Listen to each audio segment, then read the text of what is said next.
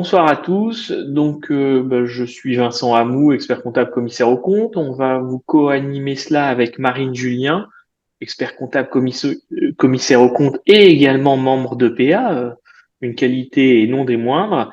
Voilà, donc le séminaire va porter sur les avantages particuliers.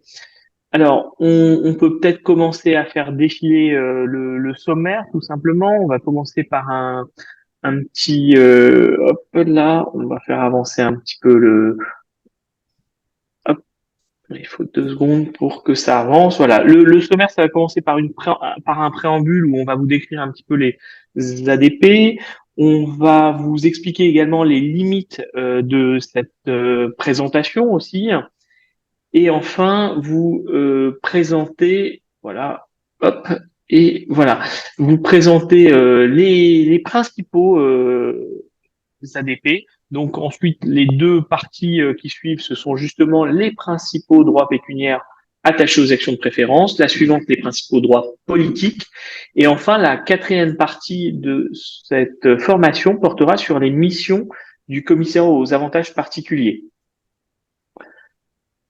Hop, alors, euh, donc le préambule, je te laisse la main si tu veux bien. Alors, on vous a rappelé, alors, petite précision que Vincent a À oublier, pas oublié de vas-y. dire, mais qui n'est pas important de préciser, le support est volontairement dense sur certains slides et on a voulu le construire ainsi pour que ça vous serve un peu de boîte à outils si vous êtes amené à intervenir sur ce type de mission. Donc voilà, on va pas lire le support, mais sachez qu'en tout cas, vous pourrez y retourner. Vous en aurez communication à l'issue du webinaire. Autre Donc, petite précision, vous devez avoir aussi dans vos fenêtres de quoi poser des questions. Là, pour l'instant, il n'y a pas eu de questions. Je regarde en même temps mes écrans, mais vous avez la possibilité de poser des questions au fur et à mesure. C'est la partie Q et R et non pas la partie chat. C'est bien la partie Q et R, la partie chat étant indisponible. c'est ça. Donc, pour rentrer dans le vif du sujet, on vous a rappelé donc les actions de préférence. C'est un outil qui existe depuis 2004 et on a monté ce support pour justement expliquer dans quel contexte on intervient en qualité de commissaire aux comptes et aussi pour rappeler dans quel contexte ces actions de préférence sont émises et d'indiquer que c'est une vraie souplesse qui est offerte par ces catégories d'actions pour organiser notamment tout ce qui est lié au gouvernement d'entreprise et les relations entre les actionnaires financiers.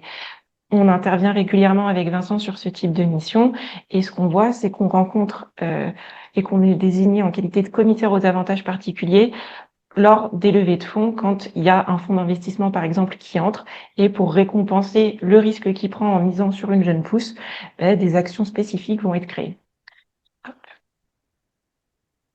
Donc, dans le cadre de notre présentation d'aujourd'hui, on va aborder les différents droits particuliers qui sont susceptibles d'être attachés aux actions de préférence, que ce soit les droits politiques ou les droits pécuniaires financiers. Et notre présentation ne va concerner que la mission du commissaire aux apports chargé d'apprécier les avantages particuliers lors de l'émission d'actions de préférence, la création d'actions de préférence, et n'entre pas dans le webinaire d'aujourd'hui tout ce qui va être lié à des actions de préférence qui sont émises dans le cadre d'opérations spécifiques. Hop. Donc là, Vincent va vous présenter les principaux droits attachés aux ADP. Alors, il y en a de deux sortes, hein, ces droits-là. C'est tout simplement. Alors, je suis content parce que je vois des personnes qui ont répondu bonjour et donc une personne qui a répondu bonjour d'ailleurs aux fameux questions-réponses. Donc voilà, on peut les lire, on les lira plus ou moins en direct. N'hésitez pas encore une fois. Donc, toujours dans ce préambule, on voulait vous présenter les principaux droits politiques et droits pécuniaires qui existent. Donc, dans les droits politiques qu'on voit un petit peu souvent, c'est la suspension ou l'aménagement du droit de vote ou un droit de contrôle, pardon, renforcé. On voit également des droits de désignation des membres du CA ou des organes de gouvernance, des droits renforcés à l'information. On voit plein de choses comme ça. Dans les droits pécuniaires, bah là, on les connaît encore mieux. C'est les droits sur dividendes, les droits à conversion. On peut voir aussi des choses un petit peu plus rares, hein, droits privilégiés sur le produit de cession de certains actifs, encore que celui-là est assez régulièrement utilisé. Droit de priorité sur le boni de liquidation au cas où la boîte va au tapis, tout simplement. Enfin voilà, plein de choses qui existent et en voici les principaux. Hop, alors je le fais. Dans toujours on va commencer à vous développer donc cette partie. Après cette petite présentation générale, on va vous présenter d'abord les droits pécuniaires attachés aux actions de préférence. Donc tout d'abord, les droits sur dividendes. On connaît assez fréquemment les dividendes majorés. Ça, c'est quelque chose d'extrêmement classique qui donne droit donc à une quote-part de bénéfices supérieure à celle allouée aux autres actionnaires. Je vais encore une fois pas tout lire, mais voilà, on a aussi les dividendes prioritaires ou précipitaires. On a des dividendes cumulatifs, des dividendes progressifs, des dividendes à durée variable, des dividendes à éclipse, c'est-à-dire un exercice sur deux. Ça, honnêtement, j'ai jamais vu. Voilà, etc., etc. En tout cas, c'est extrêmement varié comme possibilité, et donc on continue. Hop, voilà. Et donc, là, on va vous parler donc tout ce qui est des droits à conversion. Donc, les droits à conversion, ils peuvent être conditionnés à la réalisation, la survenance d'un événement déterminé. Ça peut être à l'initiative de la décision des titulaires des actions de préférence. Et le droit à conversion peut être donné pour une période qui est déterminée ou jusqu'à une date qui est déterminée. Et si jamais le droit à conversion n'est pas utilisé, là, c'est pareil, le corpus juridique va définir ce qu'il en est. Et dans le cas où justement un droit de conversion est mis en œuvre, il y a une parité qui va être prédéfinie et qui tient compte notamment de la valorisation de la société ou, si on intervient, et on va le voir un peu plus loin dans le cadre des management packages, de l'atteinte de certains objectifs qui peuvent être déterminés lors de la création ou plus tard qui seront déterminables.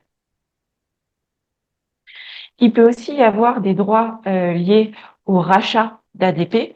Donc, ce droit peut être fait à l'initiative et exercé à l'initiative soit des porteurs des ADP, soit à l'initiative de l'entreprise émettrice. Dans ces cas-là, il est important de bien s'assurer que tout ce qui est lié aux modalités de rachat intègre la détermination du prix de cet ADP. Par exemple, ce qu'on voit régulièrement, c'est que lorsqu'une lorsqu'une entreprise est introduite sur un marché réglementé, sur un marché en bourse, eh bien, dans ces cas-là, les porteurs des ADP pourront avoir la possibilité de se faire racheter ces titres au moment de la cotation. Les droits et toujours pécuniaires privilégiés sur la distribution de réserves. Là, on voit bien que les avocats sont extrêmement inventif, hein. Donc, vous voyez, on peut imaginer des droits destinés en cas d'augmentation de capital par incorporation de réserve. On peut aussi maintenir une proportion existante entre actions existantes ordinaires, et actions de préférence. Enfin, tout est absolument possible. Simplement, c'est notre rôle en tant que commissaire aux avantages particuliers de les présenter lors d'assemblées spécifiques sur la création de ces ADP. Alors, droit privilégié aussi sur le produit de cession de certains actifs. Donc effectivement, on peut viser euh, les porteurs d'ADP, on peut leur affecter une quotité du résultat de cession. On peut par exemple définir une répartition sur la détention de capital d'une société supérieure à ce qui aurait été déterminé pour un actif, etc. Et attention quand même, il y a quand même toujours des limites. Il faut faire attention parce qu'il y a des dispositions de l'article d'articles du Code de commerce qui vont à l'encontre de certaines pratiques. On le verra un petit peu plus loin, plus en détail. et notamment qui interdisent de distribuer un dividende en l'absence de sommes distribuables. Mais on va voir d'autres exemples un petit peu plus tard.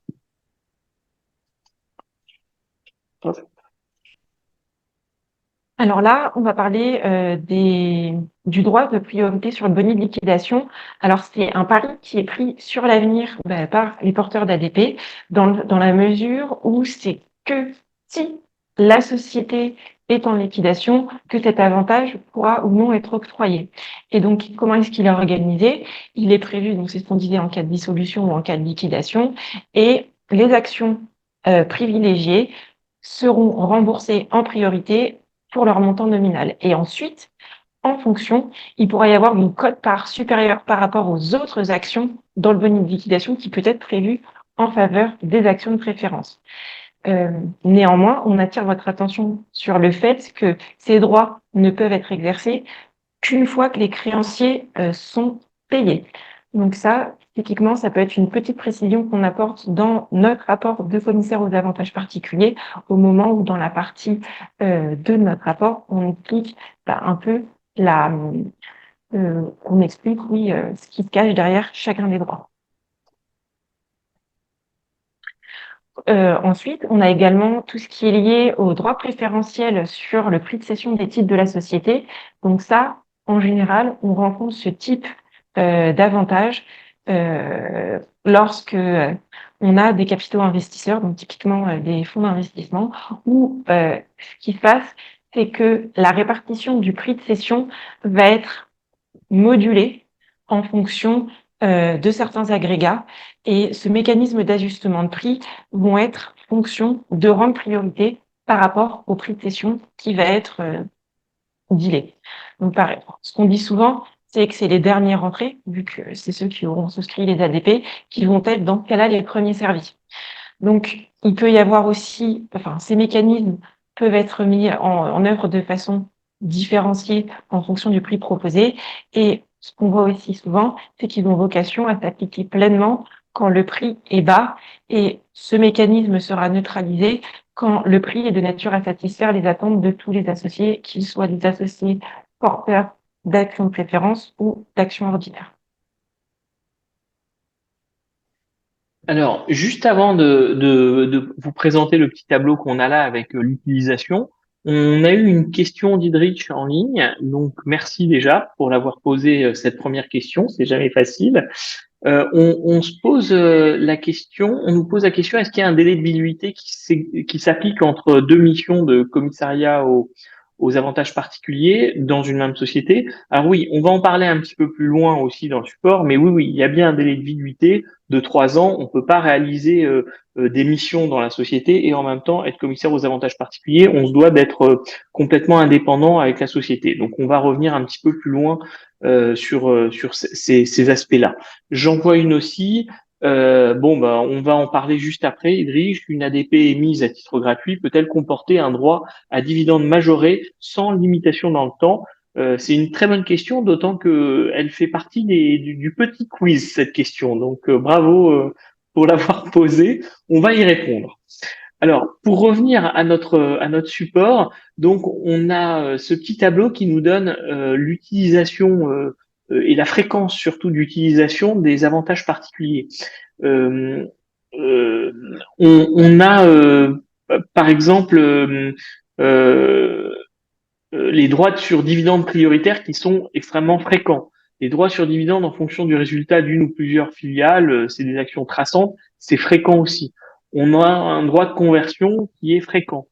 On a mis rare pour droit au rachat. Euh, oui, c'est alors oui, droit au rachat rare. Moi, j'ai un avocat qui est assez dans le troisième rare qui est indiqué, le droit privilégié sur le produit de cession de certains actifs. J'ai un avocat qui est certainement un spécialiste de la chose, puisqu'il me sollicite régulièrement sur ce type de mission et j'en ai validé plusieurs de ce type-là. Ensuite, dans les deux autres fréquents, pour les citer, droit de priorité sur le boni de liquidation ou droit préférentiel et prioritaire dans la répartition du prix de cession des titres, c'est des choses qu'on voit régulièrement. Mécanisme du ratchet. Donc effectivement, la première fois qu'un avocat va parler de ratchet, j'étais un peu sec parce que je me suis dit, tiens, voilà, lui il m'en parlait comme si de rien n'était, mais c'est quelque chose maintenant que je commence à voir régulièrement, hein. Donc ça correspond à quoi c'est tout simplement un mécanisme d'ajustement de prix de revient qui conduit à une relution. Et dans le cadre des ADP, par conversion en un nombre supérieur d'actions nouvelles déterminées, conformément à une formule, ça relue en fait les actionnaires. Il y a des mécanismes, alors soit c'est full ratchet, soit du weight average ratchet. Et effectivement, il y a plein de types de mécanismes différents dans ce process de relution. Et ce qu'on voit aussi, c'est que les ADP ratchet peuvent être émis dans le cadre de management package. Donc, qu'est-ce qu'un management package? C'est quand le dirigeant souhaite intéresser un ou plusieurs de ses managers à la performance de la société, et donc il peut décider de mettre en place un tel mécanisme pour inciter ces managers à participer activement au développement de la société. Donc, ça permet pour les ADP ratchet de capter une partie du capital de la société si des critères de performance qui auront été préalablement définis sont atteints. Donc, on vous a rappelé, vous pourrez reprendre plus tranquillement ce slide à tête reposée.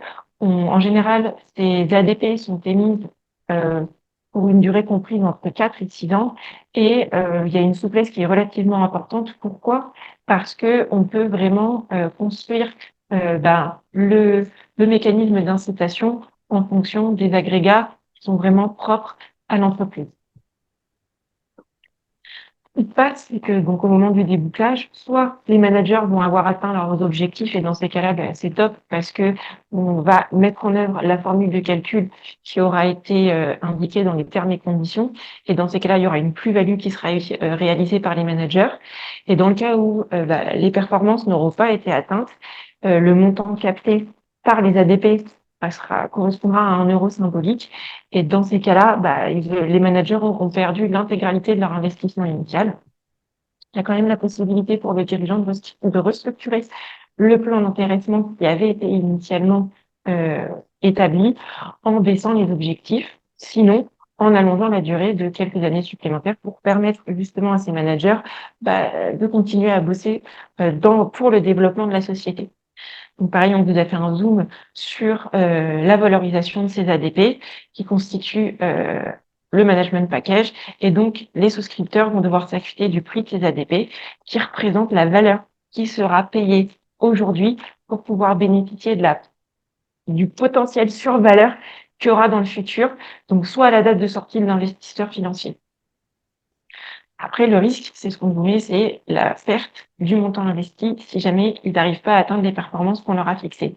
Donc là, en général, il y a un expert indépendant qui est désigné et son job consistera à évaluer les droits financiers qui sont attachés, et c'est via des méthodes optionnelles qu'on vous a rappelées. Donc la méthode de Tunomial, les simulations de Monte Carlo ou la méthode de Black and Scholes.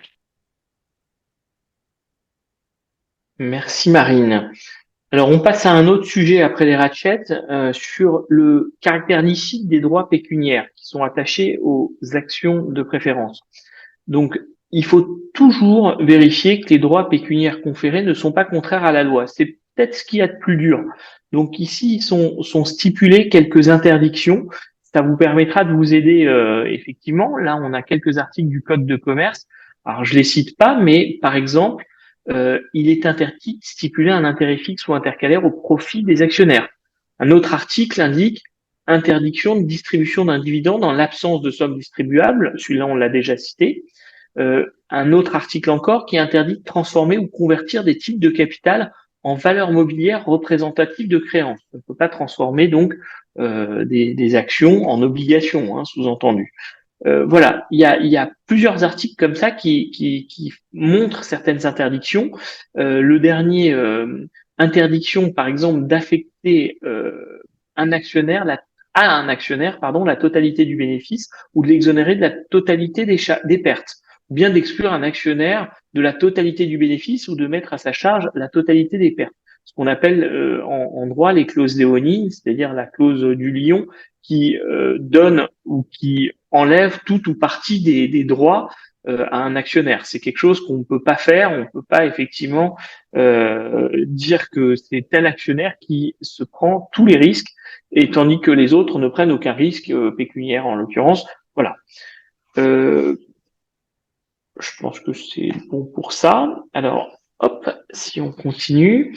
Euh, Principaux droits politiques cette fois-ci. Après les droits pécuniaires, on va vous présenter les droits politiques attachés aux actions de préférence.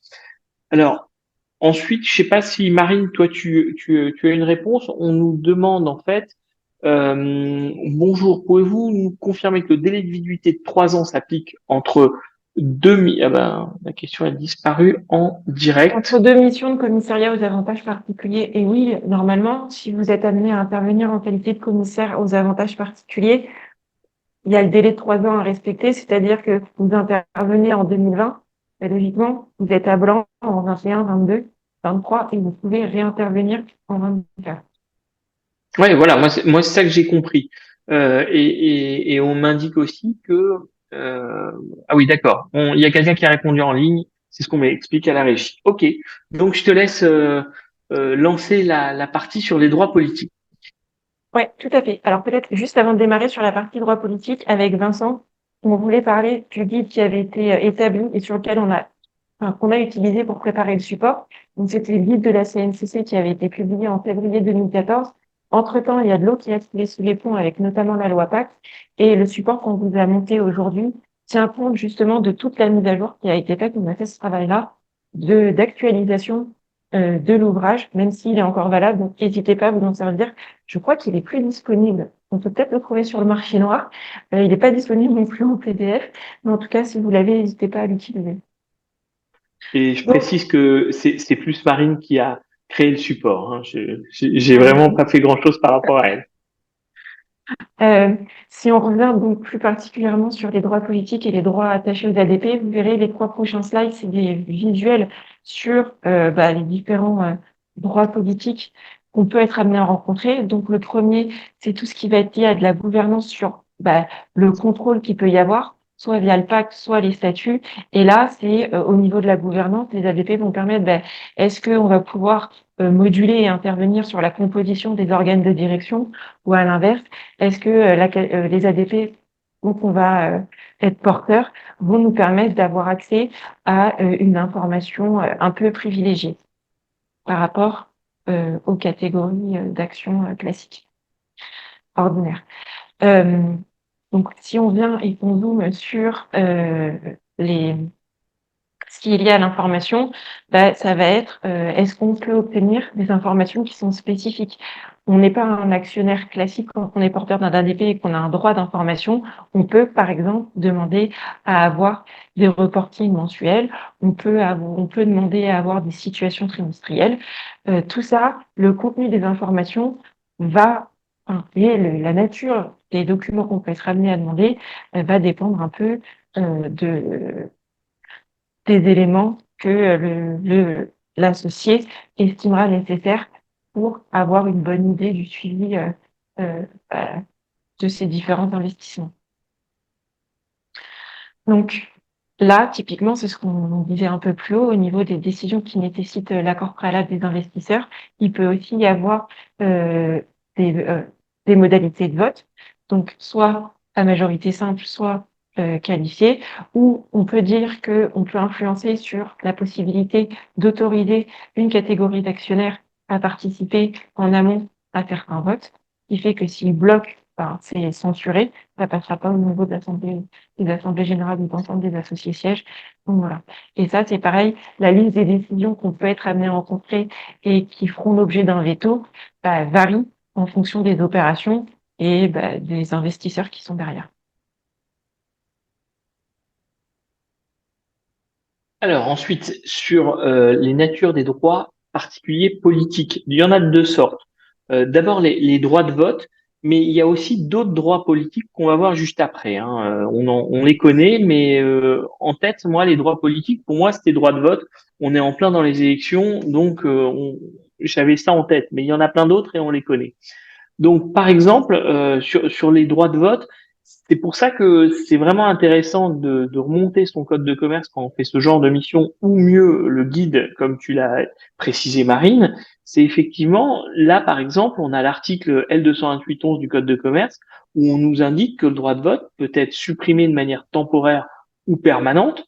Il peut être aménagé pour un délai déterminé ou déterminable. Il peut être également suspendu pour une durée déterminée ou déterminable. Honnêtement, il faut le savoir. Il faut aussi donc régulièrement remonter un petit peu aux articles parce que quand on valide, quand on réalise une telle mission, c'est une mission qui n'est pas à donner à un débutant. Il faut savoir aller chercher de la documentation. Il faut savoir aussi limiter parfois pardon, comment on dit, l'imagination des avocats qui réalisent certaines actions à droit de préférence. Donc, il faut vraiment rentrer dedans, il faut voir ce qui est possible, ce qui n'est pas possible, et il y a des choses qui sont assez incroyables, hein. Donc, possibilité de prévoir un droit de veto. On a également les droits de désignation des membres de l'organe compétent, donc ça s'appelle les droits de représentation. On a des majorités renforcées sur les décisions de l'organe compétent. Et toujours le L228-11, cette fois-ci, on nous dit attention, il y a une limitation du nombre d'ADP sans droit de vote. Quand l'alinéa 4 précise nullité de l'émission quand on a un dépassement de cette limite. Donc, faut vraiment rentrer dans les textes de loi sur ce genre de choses. Après les droits de vote, on a ce que je vous disais, les autres droits politiques. Donc, on a ce qu'on connaît en fait, droit de contrôle ou d'audit renforcé, ça on le voit régulièrement. Un actionnaire qui a le droit de réaliser des contrôles sur les comptes ou sur la gestion de la société.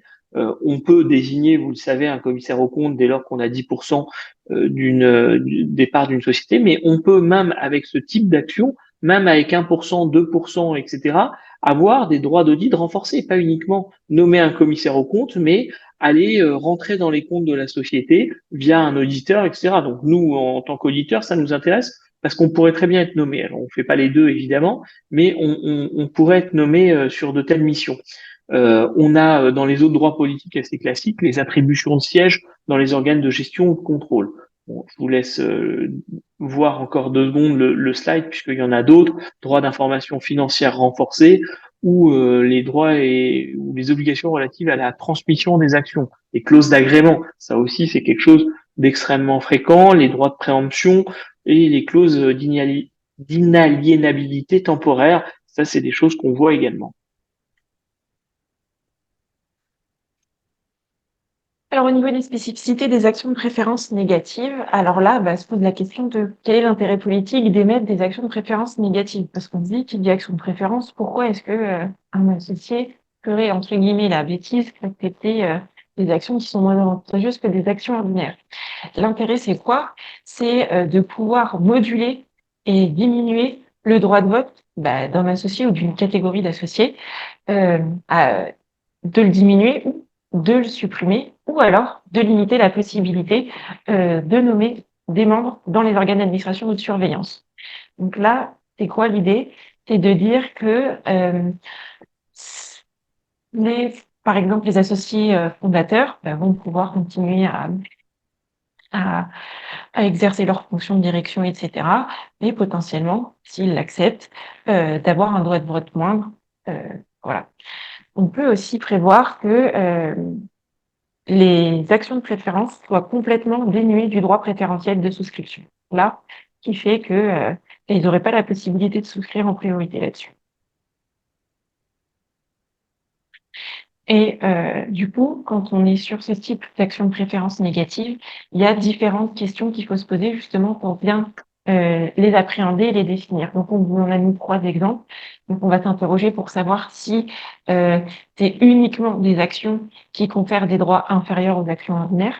On va aussi se demander s'il faut prendre en compte, dans les cas d'actions de préférence négative, des actions dont certains droits peuvent être inférieurs aux actions ordinaires, mais pour d'autres qui seraient supérieurs à certaines catégories d'actions de préférence qui existent. Et une autre question qu'on peut être amené à se poser aussi, c'est de savoir si il pourrait s'agir d'actions dont les droits sont supérieurs aux actions ordinaires, Donc, c'est-à-dire qu'il y a quand même un avantage d'avoir cette catégorie d'actions, mais cette catégorie d'actions serait quand même moins avantageuse que d'autres catégories d'actions qui sont émises. Donc, quand on intervient sur ce type d'opération où il y a des actions de préférence négatives, il y a une analyse quand même à faire à ce niveau-là et qui doit transparaître dans nos rapports. Alors, j'ai la régie qui me dit, et plus précisément Camille, qui trépigne derrière ses écrans et qui me dit on pourrait donner des exemples. Il m'en donne un très bon dans l'émission d'action à droit de préférence avec droit de vote majoré, par exemple, souscrite par des investisseurs dans le capital de sociétés à l'activité réglementée, type les imageries médicales, les vétos, même les experts comptables. C'est devenu assez fréquent, notamment dans les stratégies de build-up qui sont à la mode. C'est vrai que ces actions de droit de vote majoré, c'est quelque chose de très important puisque les investisseurs se réservent des, des, des droits un petit peu plus importants ou au contraire, lorsque c'est justement le professionnel qui doit avoir plus de droits de vote, on leur donne des droits de vote en plus, etc. Donc dans les stratégies, dans les montages, il y a pas mal de choses qui peuvent exister. Et c'est vrai que en parlant d'exemples, on en voit plein. On a vu effectivement, comme tu as dit, l'imagerie médicale, c'est quelque chose de fréquent. Les labos aussi, les laboratoires médicaux, c'est quelque chose où on a vu beaucoup de d'opérations capitalistiques dedans. Alors, Et aussi dans les ensuite, startups, on en rencontre fréquemment alors, parce que, c'est le alors plus justement, fréquent. T'as ouais, raison. c'est plus fréquent. Parce que c'est un véritable pari sur l'avenir et les investisseurs veulent avoir quand même une forme de garantie et une forme de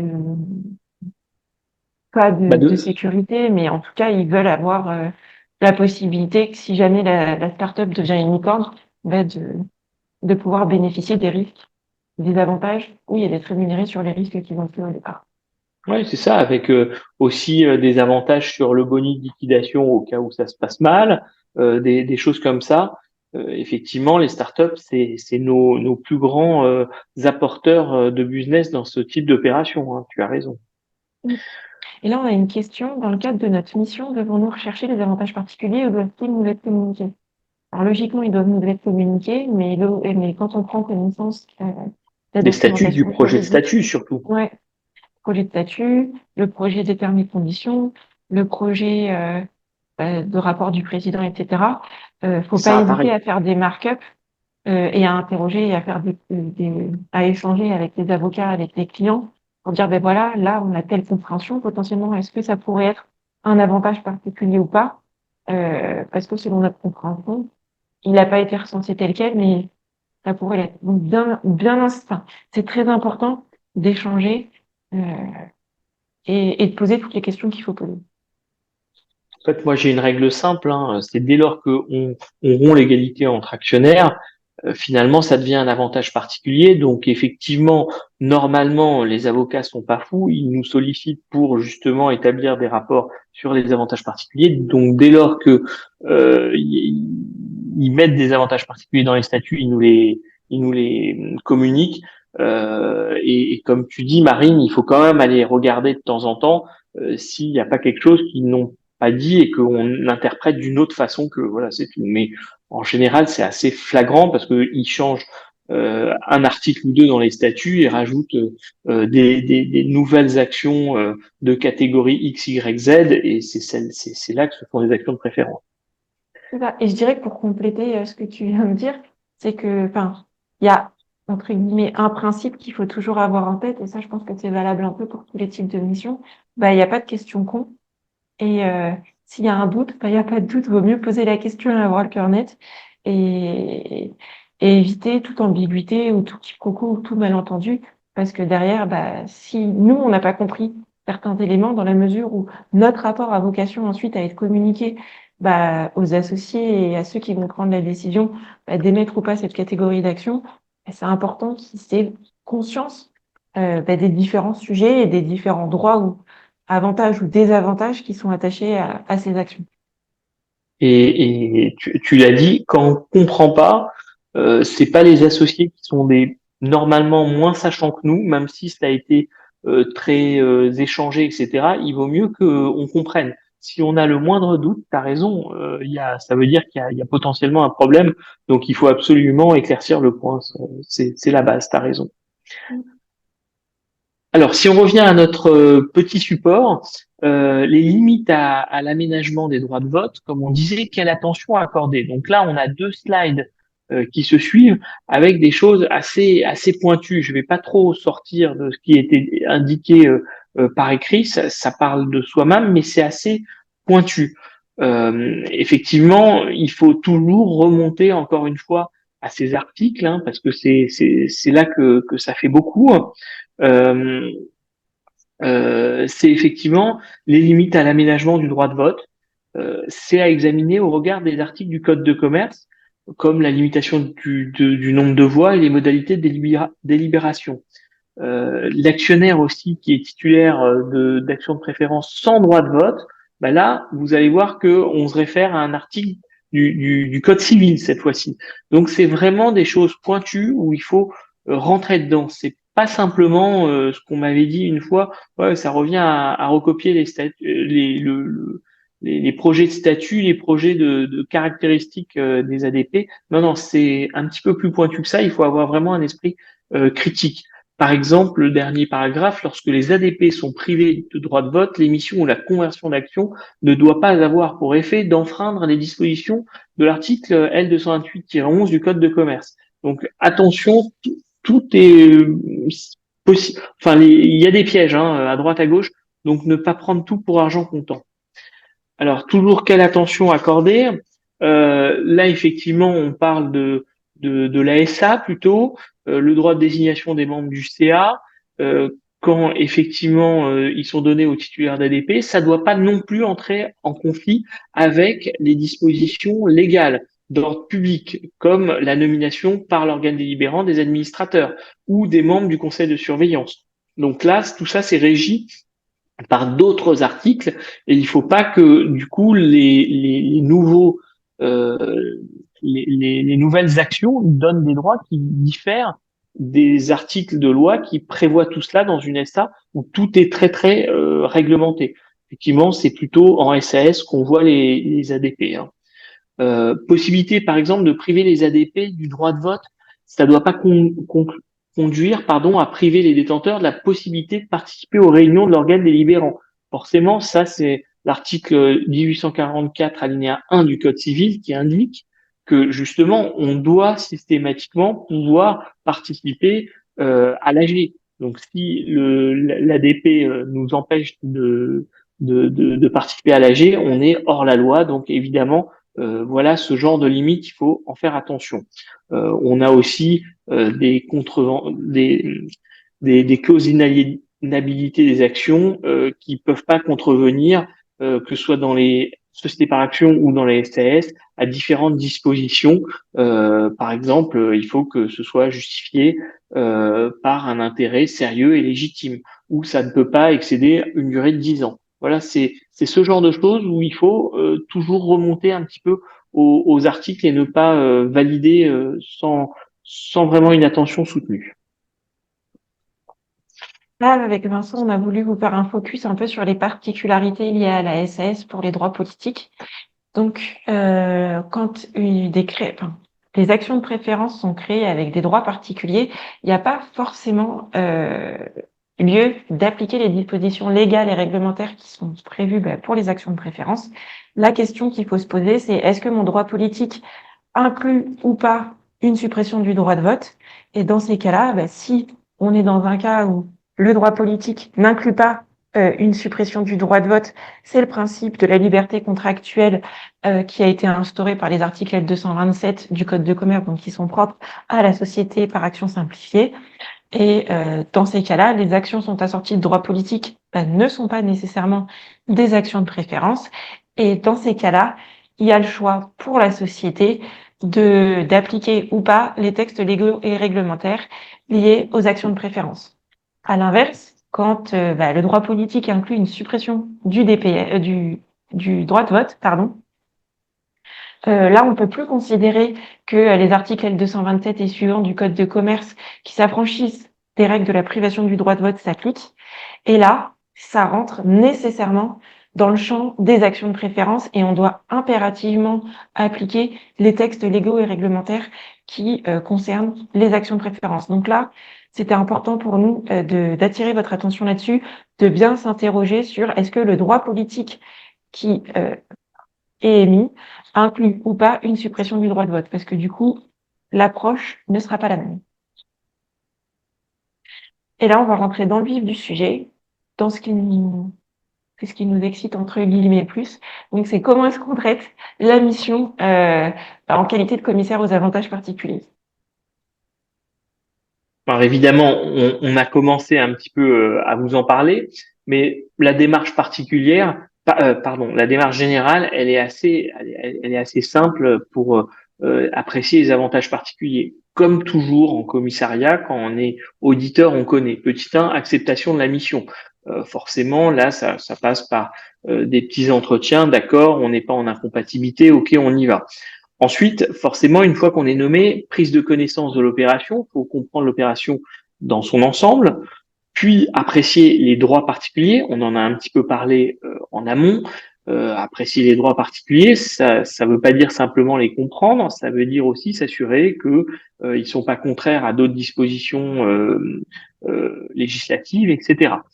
Alors le 4 et 5, là, je trouve qu'il est un petit peu spécial parce que moi, d'abord, je prépare mon rapport, ensuite, je prépare ma lettre d'affirmation et je l'envoie au client, et puis ensuite, je libère mon rapport. Mais voilà, en gros, vous avez compris, lettre d'affirmation, c'est pas du tout inutile. Dès qu'on sort un rapport, vous le savez, on a besoin d'une lettre d'affirmation.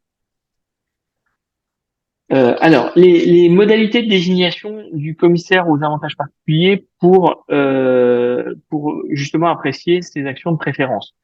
On a le petit triangle là qui précise quelque chose d'important, hein.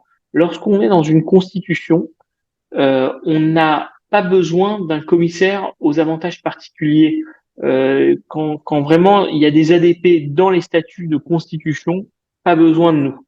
C'est dès lors que c'est au cours de la vie sociale de la société que effectivement on doit intervenir.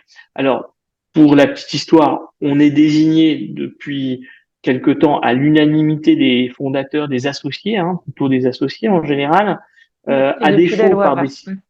ouais, voilà, à défaut par décision de justice et par le président du TC statuant sur requête.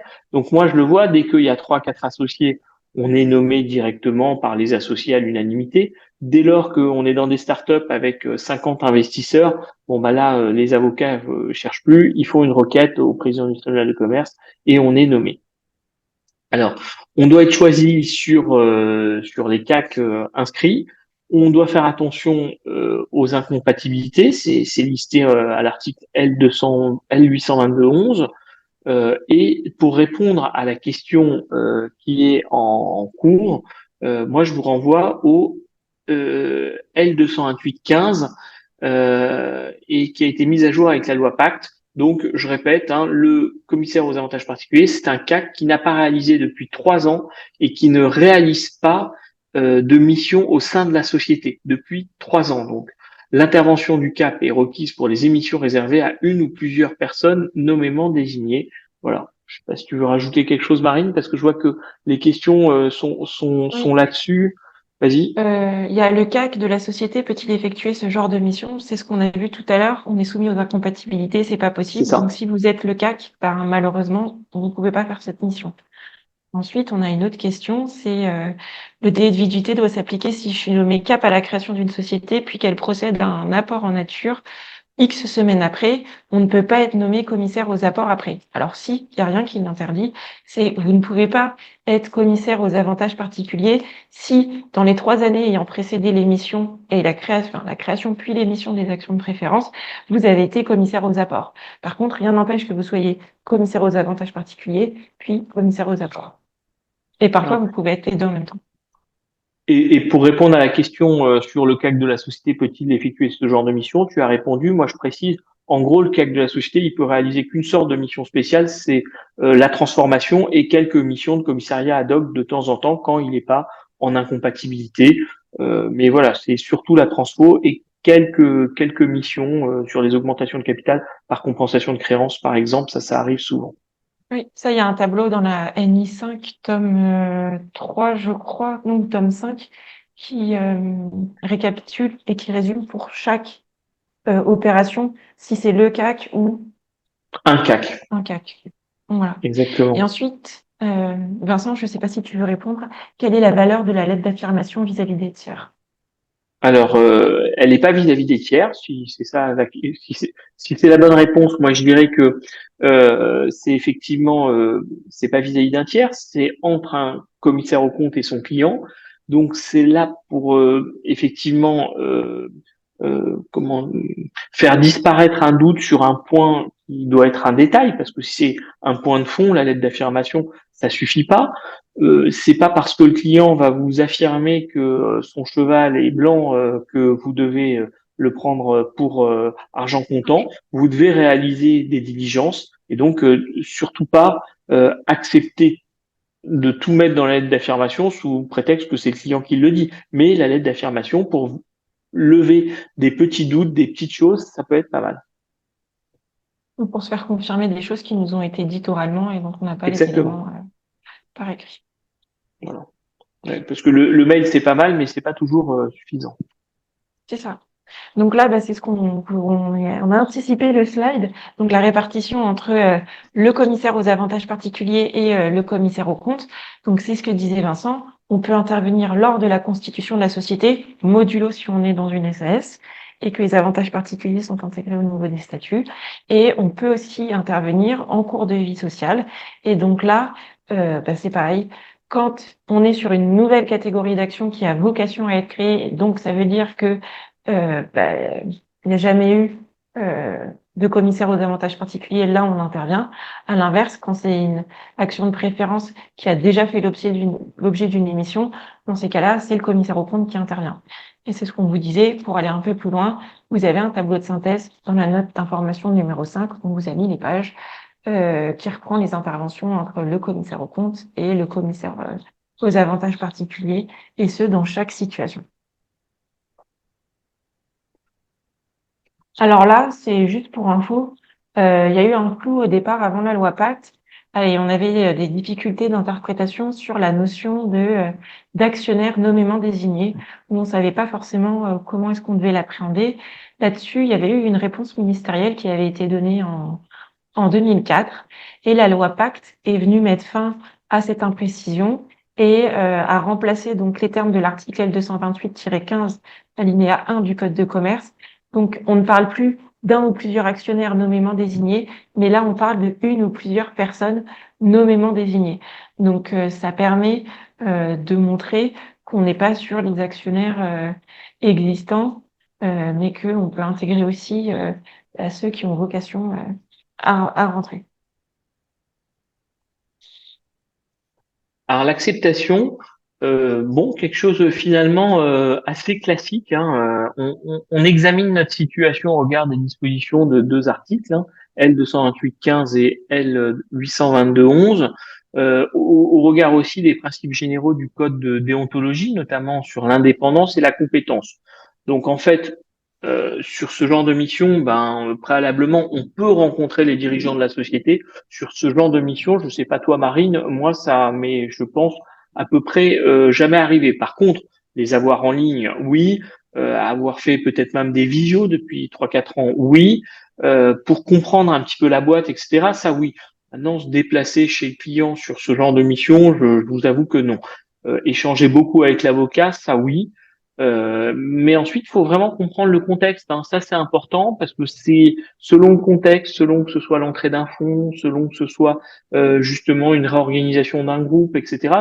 C'est pas du tout la même approche à avoir. C'est pas du tout aussi les mêmes risques pour nous. Et c'est pas du tout la même le même le rapport sera le même, mais c'est vraiment pas la même mission pour moi.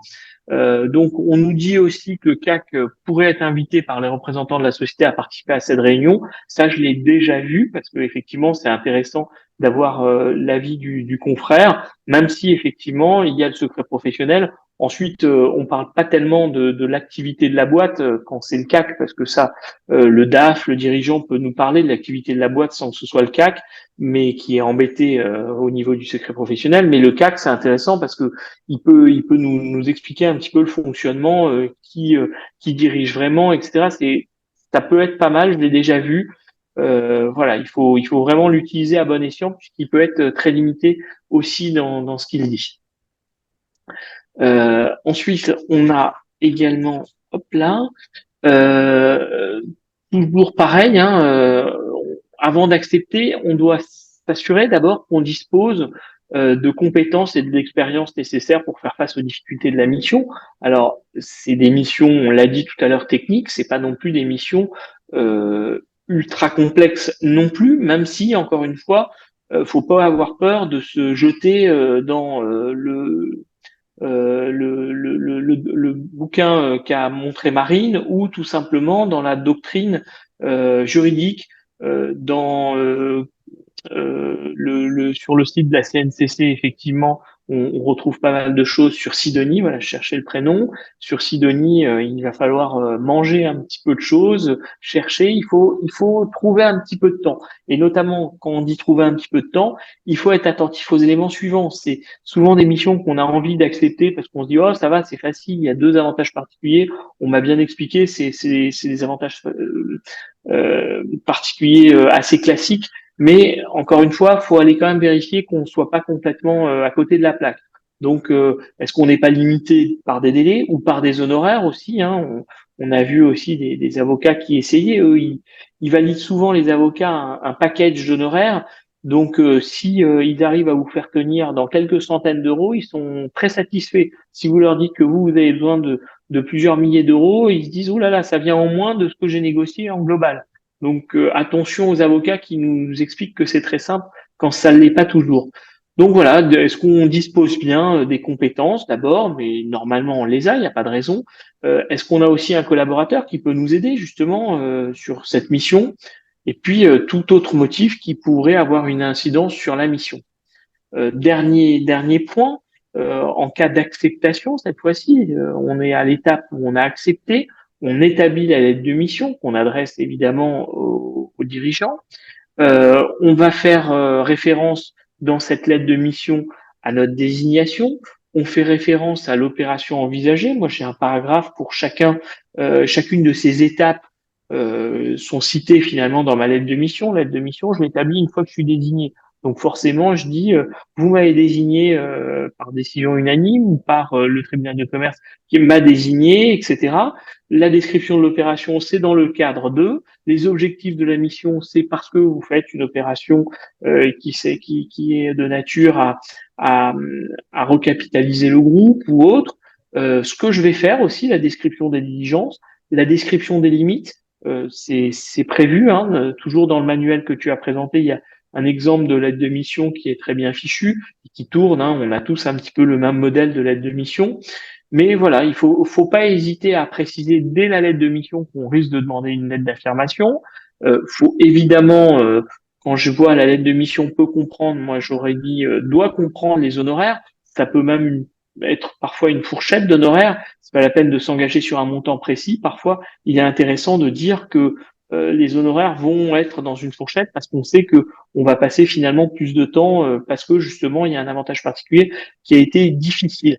Et à la fin, on fait contresigner évidemment la lettre de mission, donc une acceptation des termes et conditions de la mission, notamment sur les honoraires ou le délai, hein, tout simplement. Hop, j'ai essayé de l'avancer.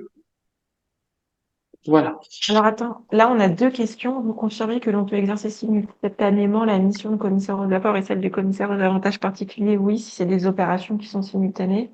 Concomitante, ouais. Bonjour. Où pouvons-nous trouver un modèle de lettre de mission?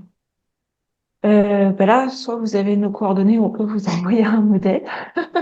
Il n'y a rien d'incroyable, Soit, on en trouve assez facilement et moi ouais, ouais.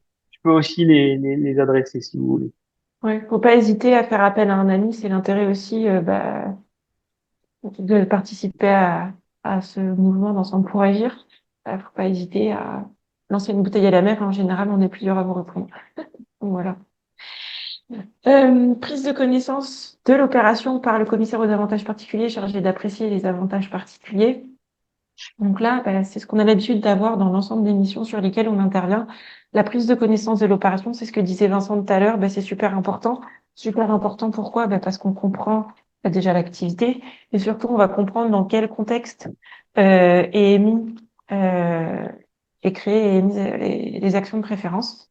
Donc, c'est important de bien comprendre euh, au travers des échanges avec les dirigeants, avec les avocats, avec l'expert comptable, le pourquoi du comment on est amené à réaliser cette mission. C'est important de comprendre le contexte économique, le contexte juridique et aussi le contexte financier pour ensuite appréhender quels sont les objectifs et quelles sont les modalités de réalisation. L'objectif, c'est quoi? C'est de bien cibler les différents documents dont on va avoir besoin pour accomplir la mission. Hop. Donc ici, on vous a rappelé les différentes appréciations qui sont de 3 niveaux pour apprécier les avantages particuliers. Donc la première ligne, c'est d'apprécier la pertinence de l'information qui est communiquée dans la documentation juridique qui nous est transmise. Donc comprendre les différents droits particuliers qui sont soumis et qui sont intégrés au niveau des actions de préférence, les incidences éventuelles pour les associés qui seront bénéficiaires de ces titres, mais aussi les associés actuels qui potentiellement ont vocation à avoir que des actions ordinaires et donc qui seront désavantagés par ces actions ordinaires par rapport à des actions qui pourraient être avec, par exemple, des droits de vote double, la possibilité de désigner des membres au conseil d'administration, etc. Le deuxième volet de notre mission, c'est de vérifier le caractère licite de ces droits particuliers. C'est ce que disait Vincent tout à l'heure. Il y a un certain nombre de vérifications qu'on doit faire. On doit s'assurer qu'il n'y a pas de contradiction avec le code de commerce. Et le cas échéant, alors, ce n'est pas Voir le dans code le cas... civil, Ouais, voir le comme on code disait civil, aussi. exactement, Ouais. le 1844-1 du code civil. Le cas échéant, c'est aussi d'apprécier l'évaluation des droits particuliers et la justification de cette évaluation. Donc là, souvent, il y a des cabinets ou des évaluateurs spécialisés qui interviennent pour faire l'exercice d'évaluation. Donc, c'est important de bien obtenir le rapport signé d'évaluation et aussi, justement, de vérifier la valeur des droits particuliers, s'assurer que ça correspond au moins à la valeur nominale des ADP qui seront émises, avec éventuellement l'existence d'une prime d'émission. Je sais pas ce que tu en penses. Si je reviens juste en arrière un instant, Marine. Oui, Hop, voilà. Pour moi, le plus dur, on n'en a pas parlé en préparant la formation, mais pour moi, le plus dur, c'est finalement le point 2. Je sais pas ce que tu en penses. Parfois, alors évidemment, l'appréciation de l'évaluation, c'est moi pas j'aurais dit le évident, point mais 3, mais ouais. Mais effectivement, le caractère licite, moi, j'ai toujours peur d'oublier quelque chose, donc c'est ça qui me fait peur. L'évaluation, quand j'ai un doute, comme tu l'as dit, on fait appel à un expert. Donc justement, on va développer je dirais que pour le point rebondir 3, sur ce que tu as dit par rapport au point 2, il faut pas hésiter à utiliser, à retourner dans le le code guide, et à utiliser le guide. c'est ça. Alors, le point 3, c'est justement là, vous accrochez 2 minutes, c'est pour l'appréciation toujours. Il faut bien décortiquer l'article R225-136 alinéa 3. On a un guide, ah oui, et puis tout de suite, je rebondis sur ce que vient de dire Camille. Le guide, il n'est pas à jour de la loi Pacte. Ça, c'est le petit défaut. Il date un petit peu comme on a dit. Je crois que c'est 2014. Donc évidemment, il y a des petites choses qui manquent dedans. Donc, faut faire attention. Mais Alors, je le support, reviens. normalement, intègre les Oui, mises à jour. Donc, le support a été fait par une personne super. Donc, je sais qu'il est à jour. Et j'en suis sûr. Allez, plus sérieusement, donc voilà, on s'accroche pour cette appréciation des avantages particuliers, et notamment, il va falloir décortiquer le R225-136 alinéa 3. Il est indiqué, le rapport décrit et apprécie chacun des droits particuliers attachés aux actions de préférence. Donc l'objectif, c'est de décrire et d'apprécier la pertinence de l'information sur cette consistance des droits particuliers d'un côté, mais aussi sur l'incidence éventuelle de l'opération sur la situation des actionnaires. Donc, c'est normalement donné dans le rapport de l'organe destiné à la réunion de l'organe délibérant, donc de l'AG, appelé à se prononcer sur l'opération. C'est très important parce que vous allez voir, là, cette fois-ci, on décrit et apprécie. Slide suivant, c'est le deuxième terme du paragraphe de ce même article.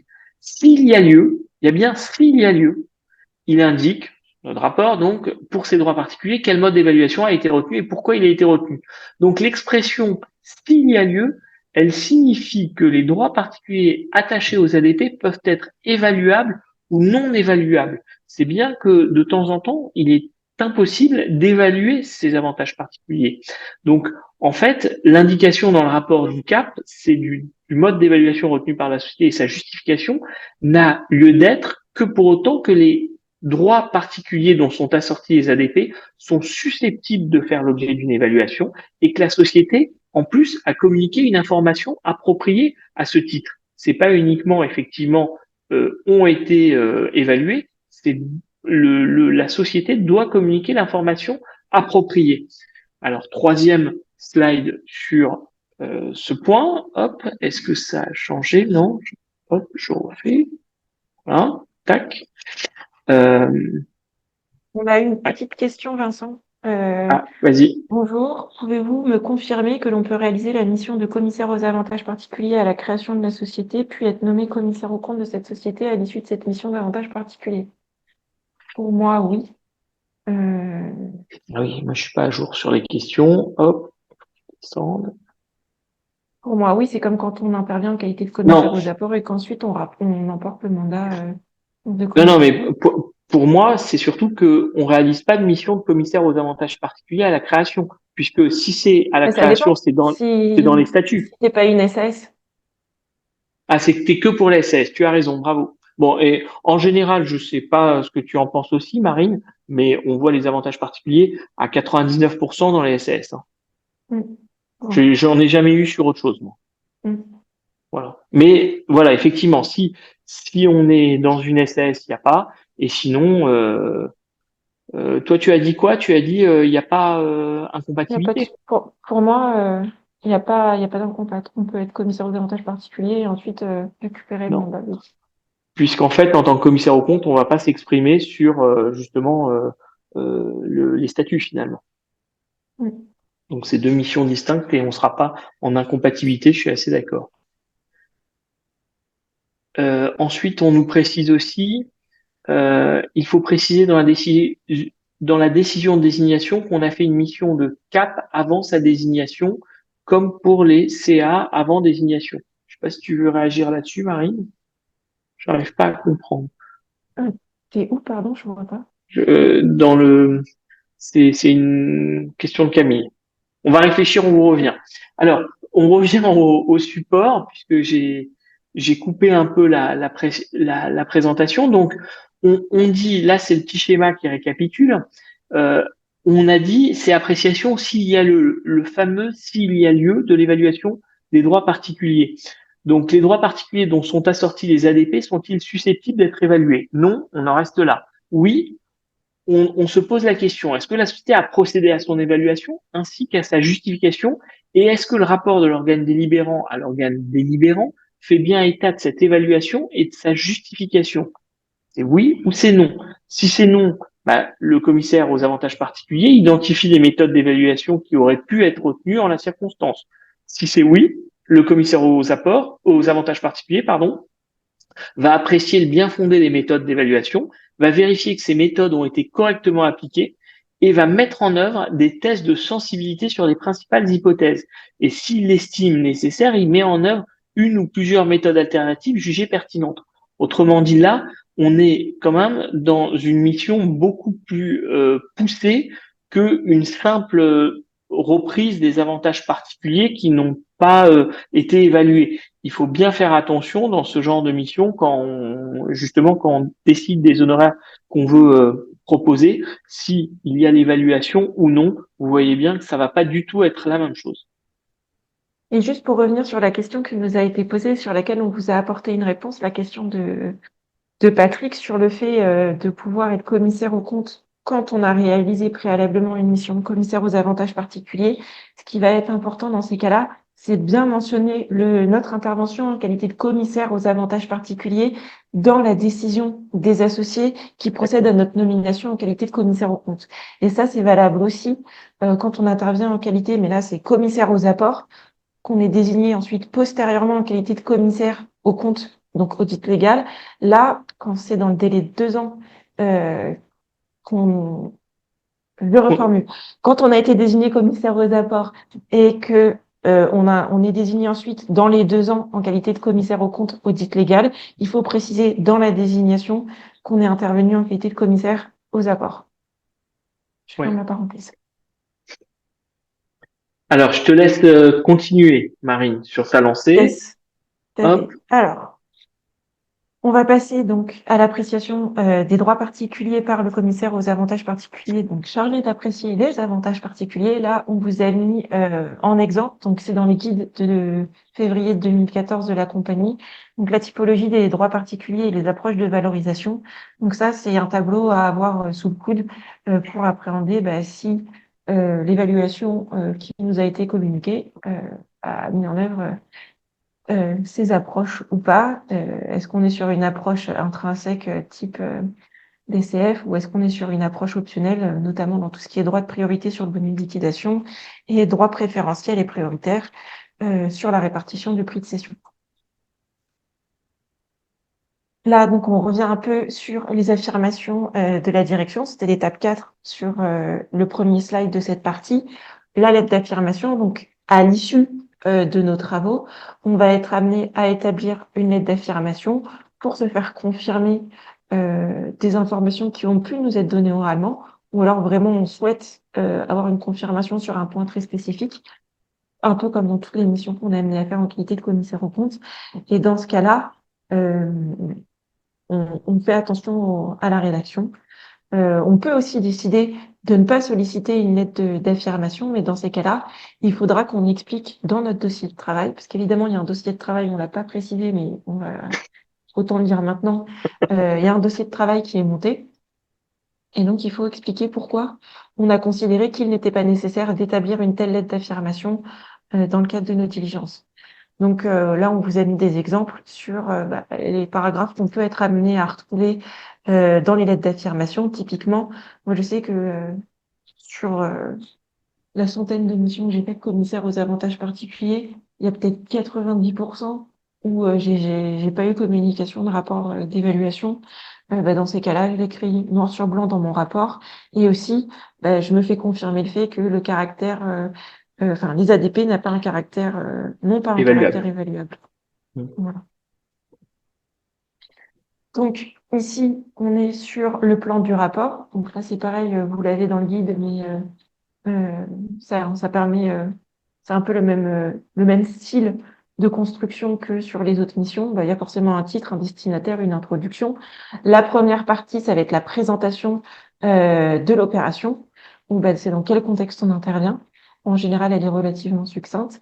La deuxième partie, c'est la description des droits particuliers. Alors là, personnellement, ce que je fais, c'est que je reprends tel quel le projet de statut, le projet de termes et conditions des actions de préférence. Et dans la troisième partie, c'est là où il y a, entre guillemets, je considère notre valeur ajoutée, parce qu'on va écrire en français ce que les avocats ont écrit dans la documentation juridique. Et c'est là où, en reformulant, on peut se rendre compte que certains points sont pas clairs ou que des précisions doivent être apportées dans le corpus de documents juridiques qui nous est transmis. La quatrième partie, c'est optionnel, je connais que 2 cabinets qui le font, qui est une synthèse et faire ressortir les points clés de la mission, et ensuite une conclusion. Et enfin, on date et on signe le rapport.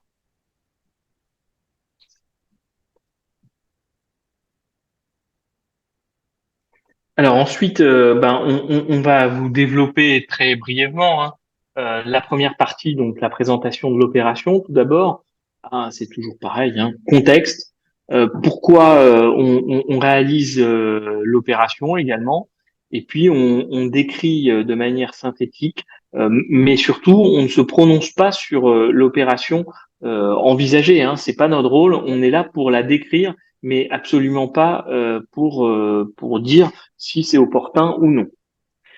Euh, la deuxième partie, la description des droits particuliers, là effectivement, on se base sur les projets de rapport de l'organe compétent à l'organe délibérant. Toujours pareil, des statuts modifiés, des textes des résolutions. Donc ça, on doit le récupérer auprès de l'entité ou plus généralement auprès des avocats. On va effectivement dans cette partie mettre en évidence les éléments spécifiques qui ont pu ou celles qui ont pu poser des difficultés. Euh, En pratique, c'est la possibilité d'indiquer simplement la référence de l'article du projet des statuts et alors de joindre au rapport le projet de statut et le texte des résolutions. Moi, je ne joins jamais le projet de statut et le texte des résolutions, Marine, je sais pas toi. Moi, je Je joins le joins plutôt pas des non plus. extraits, des, Alors, je, ouais, je je joins des... Vas-y, des pardon. extraits, quoi. On cite les statuts en disant dans le projet de statut qui nous a été communiqué à telle date, la description enfin, oui, le droit particulier est décrit de la manière suivante, deux points, et entre les guillemets, je mets ça en italique pour montrer que c'est pas moi qui l'indique, c'est les statuts. Quand c'est limpide, j'ai pas de problème, je ne fais que les reprendre et ça suffit. Et pour rebondir sur ce que tu disais, Vincent, c'est important de bien indiquer quelle est la dernière version de la documentation juridique Oui, qu'on a utilisée, parce que vous pouvez avoir émis votre rapport et il peut y avoir eu des modifications, parce que souvent sur ce type d'opération, les discussions sont toujours en cours. On a beau essayer de demander à chaque fois la version définitive des projets de doc, ça peut être amené à bouger, d'où l'importance de bien dire, ben voilà, et parfois, vous pouvez avoir eu plusieurs versions dans une même journée. Moi, j'en suis même à indiquer l'heure avec l'heure de réception euh, des éléments pour éviter tout sujet, quoi. l'heure, je l'ai pas fait, mais que ce soit dans un apport ou dans des avantages particuliers, à chaque fois qu'on cite la documentation, on indique bien effectivement le document qui m'a été communiqué telle date indique deux points et voilà. Et l'heure, pourquoi pas s'il y en a eu plusieurs. T'as raison. Et donc, dans la troisième partie du rapport, donc c'est là où, ce qu'on disait tout à l'heure, on a vraiment notre valeur ajoutée en qualité de commissaire aux apports, chargé d'apprécier les avantages particuliers. C'est là où on décrit quelles sont les diligences qu'on a accomplies. Donc, en général, on a un petit texte type là-dessus. Et le vrai véritable sujet, ça va être l'appréciation des droits particuliers. Là-dessus, on l'a pas précisé en amont. Ce qu'on vous conseille fortement, c'est que quand il y a des droits politiques, pas forcément, mais en tout cas, quand il y a des droits financiers avec des mécanismes de déclenchement de seuil, etc., de récupérer les fichiers Excel et challenger, un peu malmener le fichier en prenant différentes hypothèses, en regardant comment réagit le modèle, parce que ça m'est déjà arrivé plusieurs fois, en modifiant les paramètres, de faire péter le fichier et que ce qui était prévu fonctionne pas.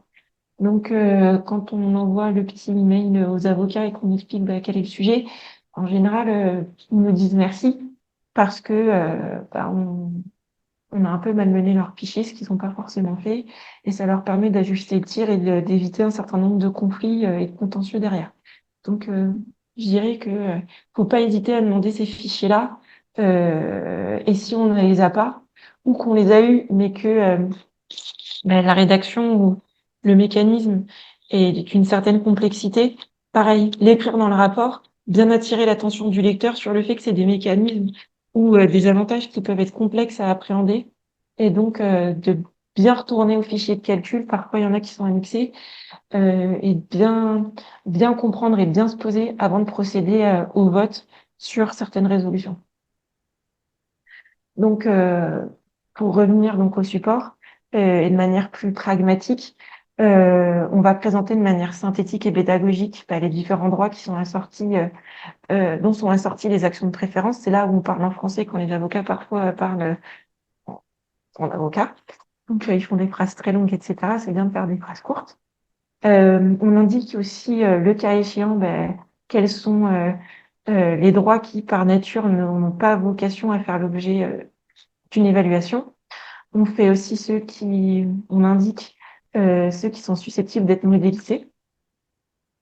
Et quand les droits sont susceptibles d'être évalués et qu'on a eu une information qui a été appropriée, donc et que les actionnaires y ont aussi eu accès, et qu'on intervient en qualité de commissaire aux avantages particuliers, on indique les méthodes alternatives qu'on a pu être amené à mettre en œuvre et les résultats qu'on a obtenus voir s'ils sont cohérents ou pas par rapport aux évaluations qui ont été effectuées par la société.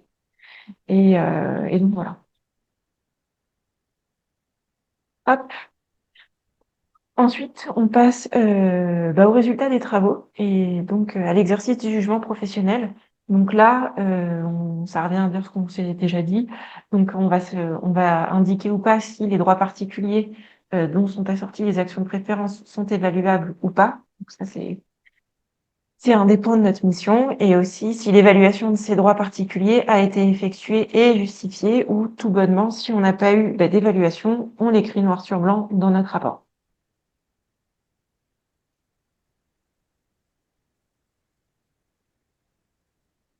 Hop. Alors, le petit schéma pour conclure, donc trois possibilités dans nos conclusions de rapport de CAP. Le premier, c'est sans observation, c'est le plus simple.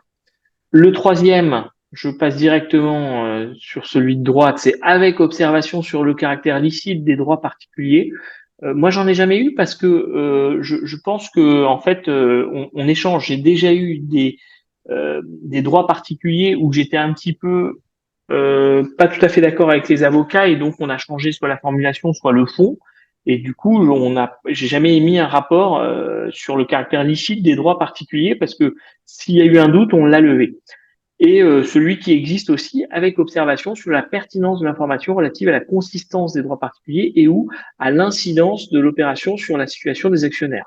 Alors là, trois cas de figure sur l'information relative à la consistance des droits, sur l'information relative à l'incidence de l'opération sur la situation des actionnaires, et troisième cas sur l'information relative à l'évaluation des droits particuliers ou sa justification. Donc à chaque fois, vous voyez, la conclusion, on aime bien avoir la plus simple parce qu'ensuite, sinon, on rentre dans des choses qui sont un petit peu plus complexes pour les quatre autres possibilités de conclusion de tel rapport. Je sais pas, Marine, toi, tu as déjà fait, toi, des rapports avec observation sur le caractère licite des droits particuliers?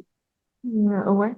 Et dans ces cas-là, faut pas avoir peur, il faut le faire, parce que ce qu'il faut avoir conscience derrière, c'est que s'il y a un problème, c'est notre responsabilité qui est engagée. Et Donc, t'as pas pu changer justement, faire plier les gens pour ne pas qu'ils mm, sortent ces rapports-là. Et derrière, tu sais si ça a été voté en faveur de la création? Ouais. Notre mission, elle s'arrête avec l'émission de notre rapport. Elle n'a pas lieu ce qui est après un peu frustrant. l'Assemblée. Mm. Ce qui est un peu frustrant, voilà, surtout quand tu sors un tel rapport. Je te Ouais. l'accorde. Alors, quelque chose de plus léger, la communication du rapport. Donc, effectivement, sur les opérations relatives à des ADP effectuées à la constitution de la société, donc comme tu disais, plutôt en SA par exemple, constitution sans offre publique, cette fois-ci, on a un délai de 3 jours avant la date de la signature des statuts, de 3 jours au moins, hein, pour mettre à disposition des futurs actionnaires notre rapport. Par contre, s'il y a offre au public, là, c'est un autre article, évidemment, du Code de commerce.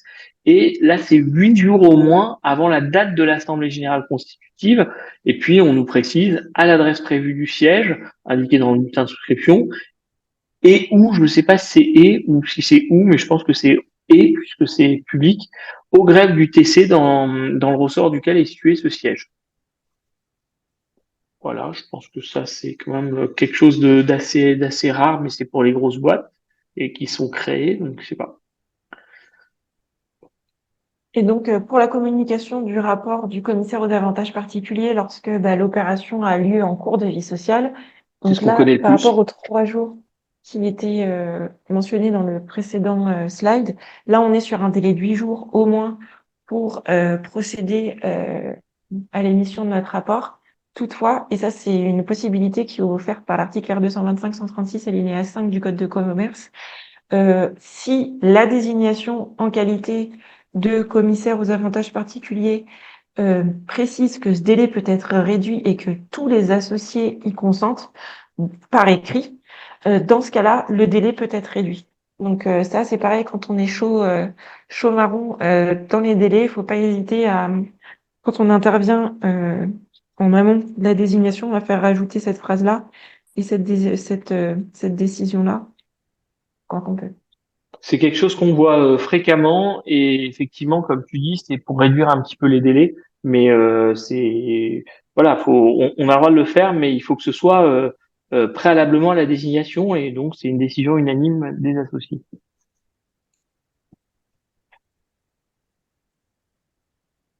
Alors, je crois on arrive à la fin de cela. Avant de redonner la parole à Camille, on a si les droits sont évaluables mais non évalués, le CAP doit-il requérir l'établissement de ce rapport? C'est ce qu'on disait dans les conclusions en fait.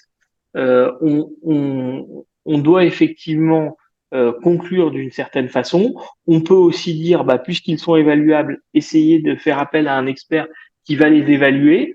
Tout est possible, et en fait, lorsque c'est évaluable, faut demander à ce que ce soit évalué, et faut que le rapport veuille bien en parler. S'il en parle, on conclut encore différemment que s'il n'en parle pas, mais que c'est évaluable, etc.